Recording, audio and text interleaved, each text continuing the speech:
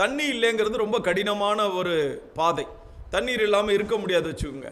ஆனால் 3 நாட்கள் தண்ணீர் இல்லை. இப்போ ஒரு இடத்துல தண்ணீர் இருக்கிறது. அந்த தண்ணீரை குடிக்கலாம் என்று போனால் வாயில வைக்க முடியாத ஒரு கசப்பு. என்ன செய்வதென்று அவர்களுக்கு தெரியவில்லை. அப்போ மோசையை நோக்கி முறுமுறுக்கிறார்கள். இஸ்ரவேல் மக்கள் எப்பொழுதுமே அடிக்கடி முறுமுறுக்கிறவர்கள், எதிர்த்து நிற்கிறவர்கள், வணங்கா கழுத்துள்ளவர்கள் என்றெல்லாம் வேதம் சொல்லுகிறது. கர்த்தரே சொல்லுகிறார், இந்த ஜனங்கள் வணங்கா கழுத்துள்ளவர்கள், முறுமுறுக்கிறவர்கள். இன்றைக்கும் கூட அநேக தேவனுடைய பிள்ளைகளுடைய வாழ்க்கையில் நாம் பார்க்கிற ஒரு காரியம், அவர்கள் முறுமுறுக்கிறவர்களாக, வணங்கா கழுத்துள்ளவர்களாக, தேவனுக்கு விரோதமாய் பேசுகிறவர்களாய் இருக்கிறார்கள். அன்றைக்கு அப்படித்தான் இருந்தார்கள். இன்றைக்கும் அப்படிப்பட்ட ஒரு சூழ்நிலையை நாம் பார்க்கிறோம். ஆனால் கீழ்ப்படிதல் உள்ளவர்களுக்கு தேவன் என்றைக்கு நல்லவராக இருப்பார்.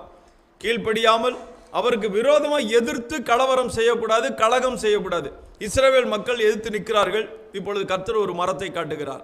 அந்த மரம் அது